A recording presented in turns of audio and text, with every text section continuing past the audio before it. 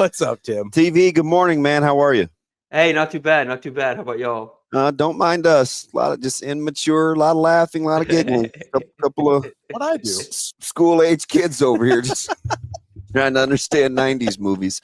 TV, I know you haven't been busy, man. So what are you doing? Just kind of closing down the old garden out back, just winterizing the house. Like, yeah, I know you don't have anything to do.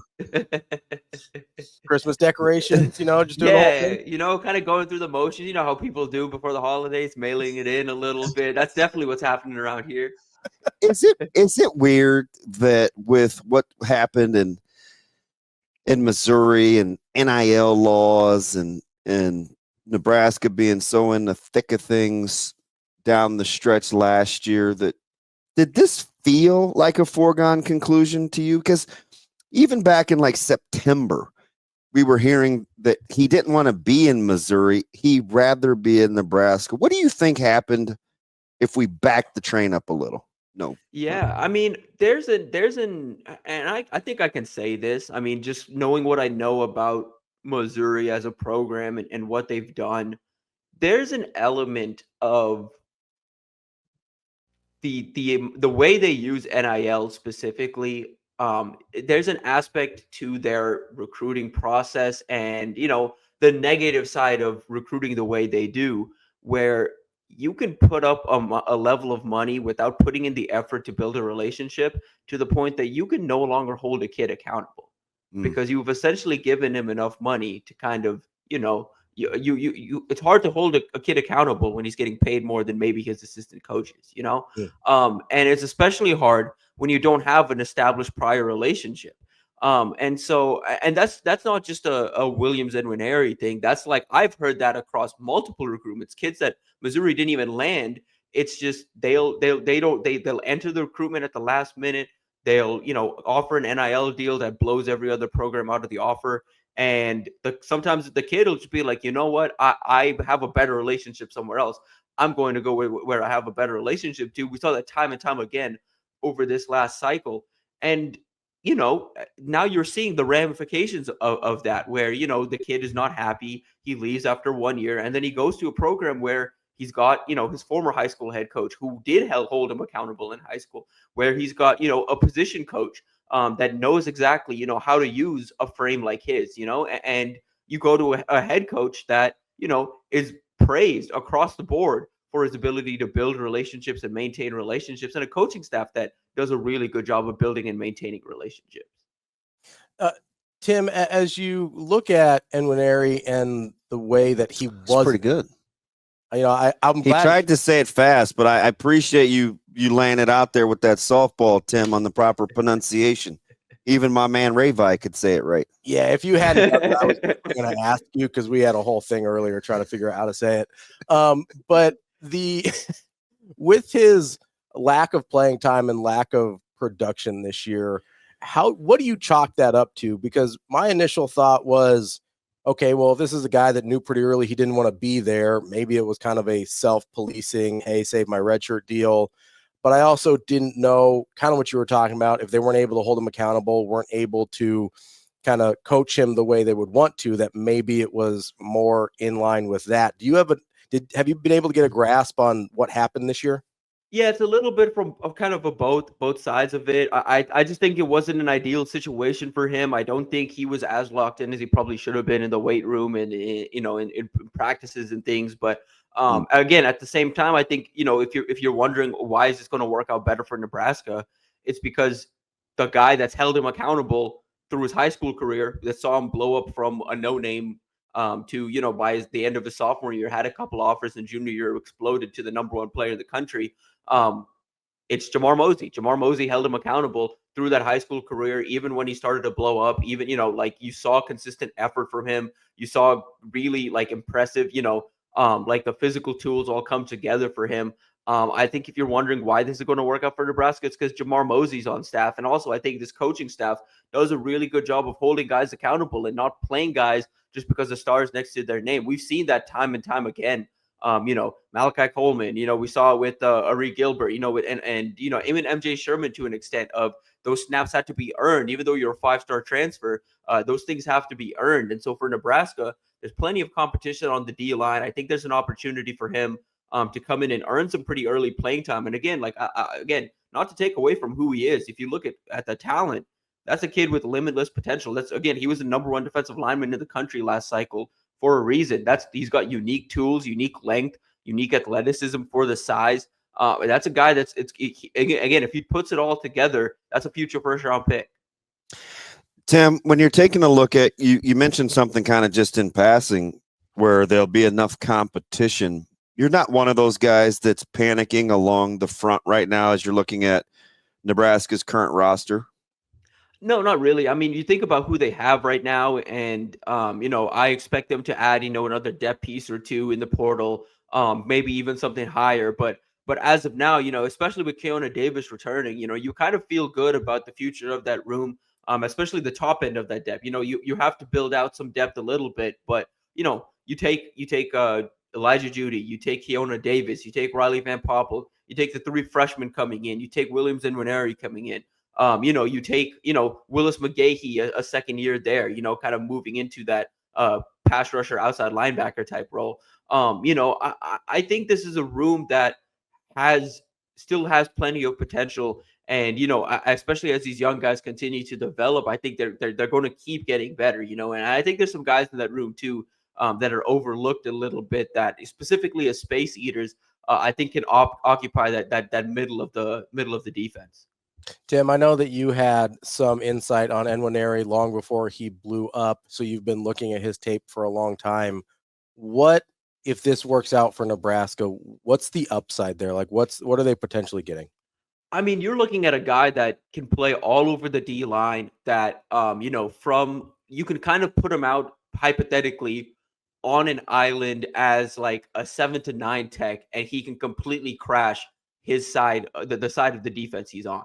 He's a guy that at his size can rush off the edge, can add, to 30, 40 plus pounds and move inside and be equally effective. You're looking at a guy that's a mainstay along the defensive line, that has, more explosive than Ty Robinson, has that, aggressiveness to kind of crash pretty quickly. And then you're looking at a guy too that, for his length, occupies a ton of space in the run game, can kind of silence the run game wherever he's placed on the field. I kind of hinted at it yesterday, kind of writing about him. But I think, bringing in a guy with experience with the Chiefs, experience with Chris Jones is perfect for, his talent, because he's a guy that can be effective from the inside. But I think right now his natural tools are better at defensive end. And we saw the Chiefs kind of move Chris Jones all around and kind of use him as the defensive end recently, to kind of get the most out of him and maximize his talent. I think you're going to see something similar with him, where, they can kind of put Nwaneri on his own and then maybe stack the defense on the other side and make Nwaneri kind of, eat up 2-3 blocks, and he can still beat those. So, Tim, let me ask you something. As I'm looking at how Nebraska could potentially put this staff together, both philosophically and the functionality of it, depending on the defensive backs coach hire, which they'll get done here pretty soon, and the addition, the pending formalization of Coach Snow. On December 23rd, when we get on that plane to go to New York, is Nebraska's staff on the defensive side more formidable on paper than it was on November 23rd?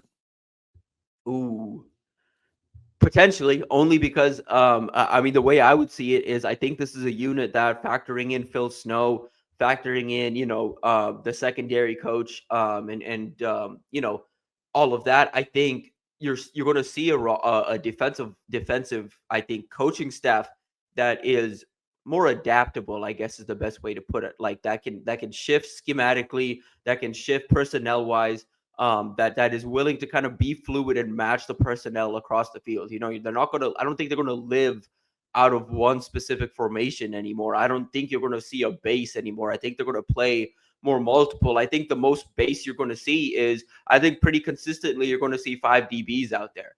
I think that's going to be a big thing, against some of these run heavy teams like the Iowas of the world, like the Northwesterns, et cetera. I think you're going to see more of that 3-4 potentially. I think you're going to see, more stacked boxes. But long term, you look at what this roster is going to be. I think you're going to, and specifically what this defense is going to be. I think listening to John Butler yesterday and his vision for this and the staff put together, I think it says a lot that they hired a true outside linebackers coach. I think it says a lot about what they're trying to get to moving forward, where you're going to see more penny fronts. You're going to see more 3 down linemen, 2 outside linebackers, 1 inside linebacker. You're going to see 2 down linemen, 2 outside linebackers, 2 inside linebackers. I think there's an idea where long term, Nebraska is going to be able to be a lot more multiple and present a lot of different, throw a lot of more different things at offenses than they have in the past 2 years, as creative as Tony White's been. It's interesting. Because I agree with you. I said to Ravi a couple of days ago, I said, we just, depending on whether the fan base or like we want a guy here or not, depends on how heavily scrutinized he is. And I said, Simpson comes and he's announced as the outside linebacker and nobody bats an eye at it, right? Like, oh, now we're going to have an inside guy and an outside guy, or what about there was none of that. It was just, oh, we want Phil Simpson. He's a really good recruiter. I think he can teach. So I do think that's a good distinction on your point. The other thing is, I asked Coach Rule, this is probably about a week ago, like what he was looking for and a defensive coordinator. And I was throwing out different suggestions in terms of fronts and style. And he looked at me. He said, you know what I want? And I said, what's that? And he said, I want an answer guy. Like, as if to say, I want a guy that can provide answers when we need one to get stops. I felt like that summation was pretty interesting, but telling, especially now that I see how he's putting the staff together. They will probably have the ability, TV, to be multiple. Yeah, like I think that's the thing. When you look around and you ask people, what are you looking for in a defensive coordinator? What are you looking for in, just a position coach in general? A lot of people immediately go to, okay, I want him to run this. I want him to run this. In this day and age, it's not about what you run. It's how, again, like what answers do you have? Are you able to counter? And especially in this league, in this conference right now, can you counter all the different looks you're going to see? Because 1 week you're going to see an Iowa team that's going to try and throw the ball on you 10 to 15 times a week, or 10 to 15 times a game. And then other weeks you're going to get a Michigan that has now Bryce Underwood under center, the #1 quarterback in the country. And then you're going to play, if you want to get to the top of this league, you have to play, the Oregons and the Ohio States, where you have to be able to match up personnel wise to counter some of the best receivers in the country. So you're all of a sudden you're going from, you have all these different matchups within your conference, and to get to the point where you want to get to as a program, you need an answers guy. You need a guy that can, okay, I don't care how we get it done, get us off the field on 3rd down. I don't care how it gets done, get us off the field with as limited points as possible in the red zone. Like, that's all you're looking for nowadays. And you're looking for a coach that can give you those answers and is willing to be flexible with his personnel to help find those answers, rather than someone that's like, oh, no, I'm a 3-3-5 guy or I'm a 4-2-5 guy, and we're going to go down with this ship whether it works or not. Like, we're running the 3-3-5, we're running the 4-2-5, no matter what. We're talking with Tim Verghese inside Nebraska. Tim, want to go back to transfers here for a second. You mentioned wide receivers. Is that a place? Obviously, Dane Key's gotten a lot of attention with the move of Coach Schwartz over to Nebraska. Is that a place where you expect them to get some visitors in? I know Key, I think, is supposed to be in this week, right? Yeah, they're working to get a couple guys in. Key's one for sure. I think you're going to see a couple others kind of start to filter in here over the next week or so. Eric Rivers is supposed to be in town this weekend as well from FIU. That's another kind of like a slot guy that can line up all over the offense as well and produce. I'm interested to see what Nebraska does. I'll say this. Since Schwartz has gotten here, I've gotten everyone I know that I've talked to that has been in the know with Schwartz down in Texas consider him one of the better recruiters in the country. They say his ability to build relationships is pretty understated. When you go back and look at some of the wins he had at Houston, 2 of the biggest wins he had were Matthew Golden and Jonah Wilson. Matthew Golden, a guy that now is starting at Texas. We just saw him light it up against Georgia last week. Matthew Golden was committed to TCU, and they were able to flip him away from TCU to keep him home in Houston. And then despite a late push from Texas, they were able to hold on to him. Same with Jonah Wilson, who had the exact same thing happen. Texas made a late run at him, and Houston was able to hold on. And it was because, for both of those guys, the relationships they had with DeKel Shorts. So Shorts now is going to try and work that magic with Key, kind of bring him along. Rivers as well. But I also think there's going to be 3-4 other names that make it into town. I've seen some speculation about Deuce Robinson. I'll have to see it to believe it there. From what I've heard, there's a bit of a package deal type situation with him and Miller Moss. I think wherever Miller lands is going to be the favorite to land Deuce Robinson as well. But Dylan Raiola does have that relationship. I think if Nebraska can get him in town, they'd like to. That's one of the few mismatches, true mismatches just from a size standpoint that you can find in college football today. And he's a guy that would drastically change this offense. So TV as it stands on whatever today is, December 13th, that 105 number looks a lot easier to get to than maybe we might have first thought a couple weeks ago. Yeah, somewhat. It also depends on what they add in the portal and, kind of what other departures happen, and people were asking like, are we going to see a bunch of these guys enter the transfer portal still? I think there's a chance, some of these guys just disappear off the roster kind of unceremoniously. They just either become students or they'll just, move on from the program or move on from football specifically and not really formally enter the transfer portal. So I'm interested to see kind of how these last few numbers shake themselves out. But yeah, I think this number is a lot it's a lot more manageable at this point than it was, I kind of looked, before we got into this whole transfer circus, I guess. Tim, a couple other places, speaking of transfers, looks like Nebraska is trying to bring some guys in. We mentioned Nwaneri on the defensive line. I imagine you mentioned a couple other pieces they might try and get there. It sounds like they're trying to get some offensive linemen in as well. Yeah, I think so. They obviously had the Dominic Gidice. I don't know how to say his last name, but from Michigan this last week. I think they're going to get a couple more here in, and I don't really know exactly the ceiling of what Nebraska is going to be able to get in terms of, can you get starting caliber, Big Ten starting caliber level tackle play out of the portal? I don't know. That's tough. That's always going to be tough to get. But I do think Nebraska is going to be able to find some at least interior depth, if not interior starting quality players in the portal. I think that's the biggest thing, is just at the very least address depth, because you hypothetically have bodies at both tackle spots. You hypothetically have bodies along the interior, and you like the progression of the room under Donovan Raiola, but they lack experience right now. And I think they would like to get some of that if they can. So TV got to hear from a couple of players yesterday, and in particular, guys like Sierra Wright talk about the back end and Coach Butler and some of the young, just in its totality. How do you look at evaluating what players say about their current situation in terms of how much you can take away? Like the validity isn't the word, but it's like, oh, this player thinks this. I wonder if he's alone. Is this kind of the bulk of what his position group thinks? Like, how do you know or get a good feel when you hear a player speak broadly or generally about coaches and their position group? I think you just look at the feel and you look at the room, I think it says a lot, that, Sierra Wright is talking about the unit and, has grown into the leader he has this year, and is talking about, hey, we kind of wanted Butler to get this. And then you look in the secondary, they haven't really lost a whole lot of guys. They've been able to keep a lot of that unit together. I think there's a reason, beyond what Sierra Wright says. I think there's a reason Amari Sanders is so locked in. I think there's a reason Larry Tarver's locked in. I think there's a reason some of these guys are as locked in as they are. And it's because of their faith in Butler. And, you listen to others on the, Cam Leonard said the same thing, and you listen to those guys talk. I think specifically Cam and Sierra have kind of emerged as leaders within their position groups, and they won't say anything out of turn. I think that's part of the culture that's been built here at Nebraska, under Matt Rule. I think that's part of it is these guys don't speak out of turn necessarily. When they speak for the group, it's because they vetted the group.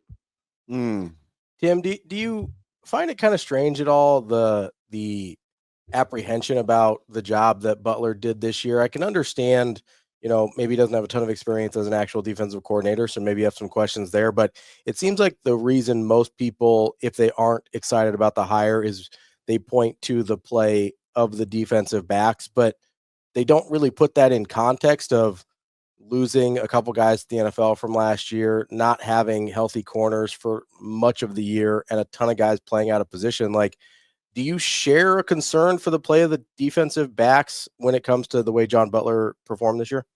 No, I kind of thought this year was a wash in terms of the secondary and specifically judging John Butler. I said it before the hire, when they were assessing hires, I felt like an internal promotion would be a little underwhelming, but I don't think it's necessarily the wrong process. I just think it's more so just you had an opportunity to potentially make a splash, and when you were losing guys to the portal, kind of land a sitting Power 5 defensive coordinator and have him bring some talent along. Was an opportunity for Nebraska, but at the same time, I completely understand why it's Butler. And like you said, I don't share those concerns about the play this year. One, because like you said, a bunch of people playing out of position.